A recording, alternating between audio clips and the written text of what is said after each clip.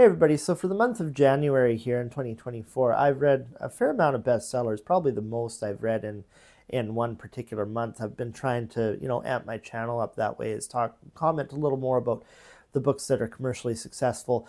And so today I want to talk about my favorites. Let's get right into it.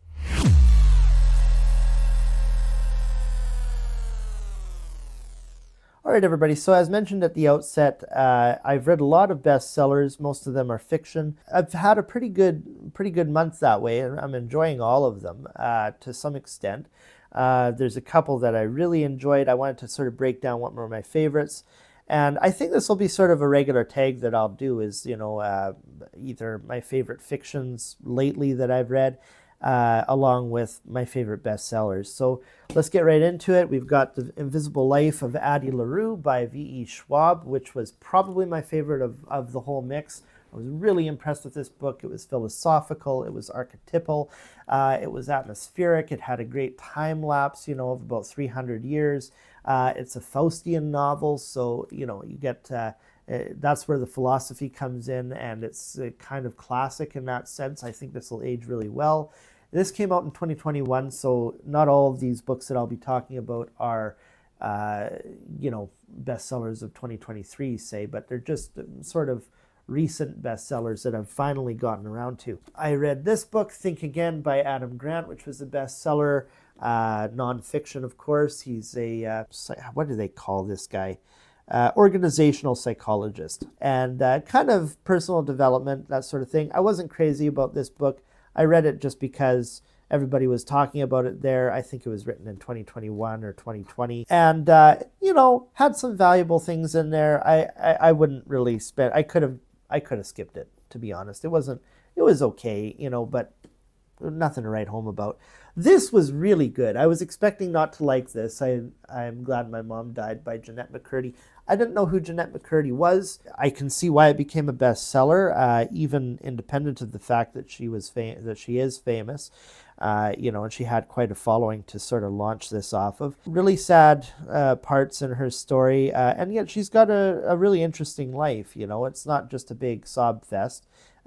Great dark humor in it, very irreverent at times, which I loved, but not mean, and that's the main thing. She contextualizes her grief and her trauma in something very relatable, and the title seems mean, but when you understand the kind of relationship she had, it was definitely proportional, and it was just sort of a dark humor. Anyway, so that was near the top of the list too. Again, nonfiction. But I think that it lived up to its bestseller status. Seven Husbands of Evelyn Hugo by Taylor Jenkins Reid. This was, again, probably right on par with I'm Glad My Mom Died. Of course, this is a fiction and that's not. But below The Invisible Life of Addie LaRue, I think that is still better than this. This is kind of a horny book, though. It was interesting, and kind of a steamy novel, and strong Elizabeth Taylor vibes. Actually, who I hadn't mentioned this in my review of it. It reminds me a lot of Whitney Houston, believe it or not. Kind of the themes that come up, and how she's a minority. Evelyn Hugo was a Cuban American. And so Whitney Houston was black, obviously, but very interesting themes that come up, and of course it's the celebrity part, the cost of fame theme that I related most to her. This is more Machiavellian, obviously. While Whitney Houston was definitely a diva in certain ways, I didn't see like this sort of evil genius, careerist, social climber. But you definitely get vibes like that throughout this. There's a lot of themes, political themes in here, and of course it was parallel to the whole Harvey Weinstein and Me Too movement, which of course took Hollywood by storm, really, because of how prevalent that sort of abuse was. And yet it does tell the other side of that a little bit. Not that there's another side to sexual assault. I'm not saying that. Talking about how women and even feminists identify their advancement in their careers by playing into that system. I'm not saying it's right. I'm just saying, you know, there are the, you know, Cardi B types that they take it very personally and as a part of their feminist platform, that they went out and got it. You know, they went out and got what they wanted within the patriarchal system that they found themselves in, which, you know, involved selling a bit of their soul. And that is a part of the story that needs to be told. It needs to be told, though, in the right context. It can't be told in the context of this justifies Harvey Weinstein in any way. No, of course. This guy's a piece of garbage, and there's no place for that in our society. But, you know, so it captured that, though. It captured the interplay between the sexes and sort of the complexity of how sexuality factors into, you know, careerist advancement and social climbing and things like that. Those are the themes explored. Again, I am completely against, you know, what happens in Hollywood and the kind of indefensible sexual assault and sexualizing of women that goes on. In fact, Jennette McCurdy talks about this too, you know, with what she went through as a child star, and like just the oh, it's so creepy, some of the elements within Nickelodeon. Sex is always sort of in the background, you know. There's always, especially for women, this need to perform or to cater to that. And so, yeah, The Seven Husbands of Evelyn Hugo was sophisticated in that sense, and I recommend it. You know, it's a very good book.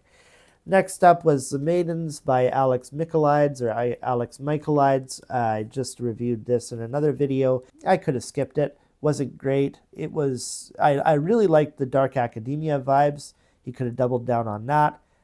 His writing was kind of sophomoric. Plot twist was well executed at the end, but there were certain, I'm calling them continuity errors that I found within this book that made you feel like you could see beyond the curtain, if that makes sense. You ever get that with certain books where, I'm not saying that especially fictional novels need to be believable. I mean, look at The Invisible Life of Addie LaRue. It's fantasy. It's obviously not believable in any literal sense. So I'm not going into books with that intent, but what I'm saying is it should be kind of internally consistent. I'm going to say this without spoiler.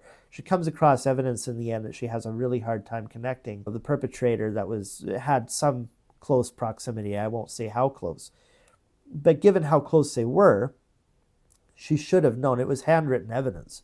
She should have not been in disbelief and need convincing after seeing the evidence that, oh, this is so-and-so.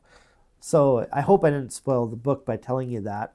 But yeah, I just think sort of continuity errors or, you know, consistency errors like that, it makes you feel like you're looking beyond the curtain a little bit, and it destroys it for the reader. Okay, this was the next one, Cloud Cuckoo Land by Anthony Doerr, or Anthony Doerr. I don't know exactly how to pronounce his name. It looks like a big and intimidating read, but it's not. It's 600 pages, but the chapters are short. There's tons of sort of empty pages and cover pages and half pages throughout this book. So it's more like a, you know, 400-page novel when you get right down to it. I think the idea of the book was better than the execution. He's got a vast time scale in this book from the Renaissance to about 100 years in the future, I think, or 200 years in the future. I felt like there was a lot of bouncing around in this. It was recommended by Barack Obama, which of course I take seriously. I think that guy is really well read, and I like his recommendations for the most part.